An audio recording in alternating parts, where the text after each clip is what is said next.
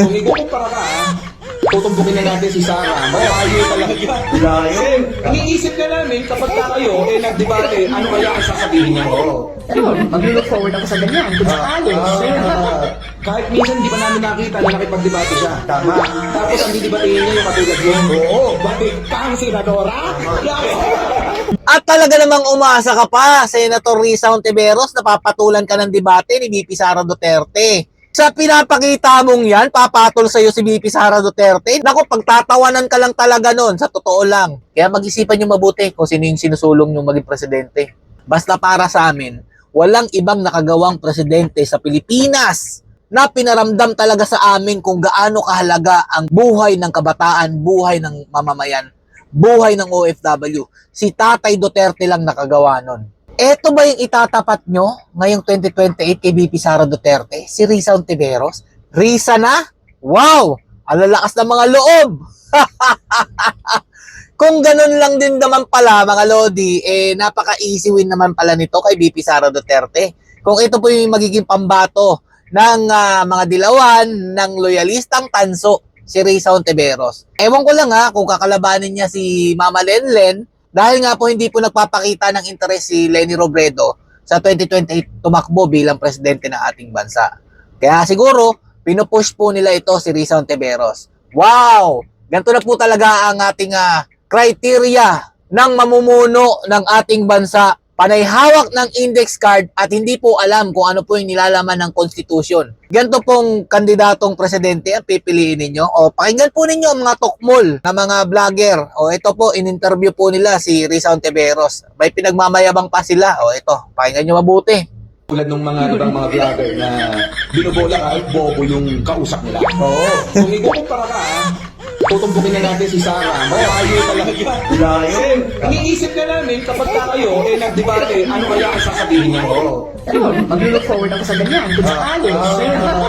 Kahit minsan di pa namin nakita na nakipagdebate siya. Tama. Tapos ang didebatehin niya yung katulad yun. Oo. Bakit kang senadora?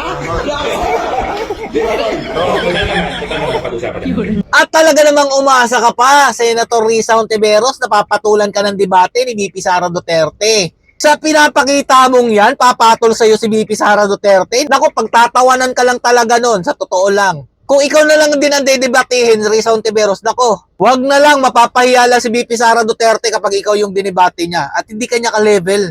Para naman sa mga utak talangka na mga loyalistang tanso, ngayon makapinklawan na, pinupush nila si Risa Hontiveros, mahiya-hiya naman kayo. Tatakot? Ba't matatakot si VP Sara Duterte dyan kay Risa Hontiveros? Anong kredibilidad meron yan?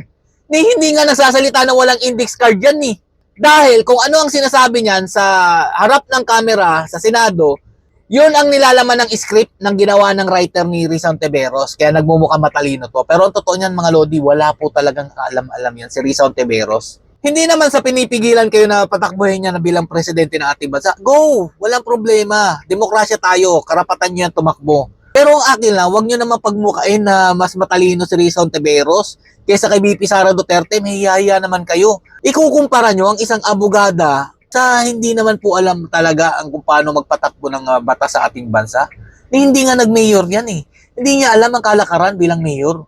Tapos yan ang isusulong yung presidente. Sige, go! Walang pipigil sa inyo. Ang amin lang, gusto namin supalpalin yung sinasabi ninyong natatakot sa debate. Mas matalino si Risa kay VP Sara Duterte. Ang kakapal na mamukha ninyo. Patunayan nyo muna. O ngayon, sinabi ni Senator Erwin Tulfo na bawal daw mamigay ang isang politiko gamit ang pera ng taong bayan sa DSWD. Yan. Ano ginagawa ni Risa Hontiveros? Diba?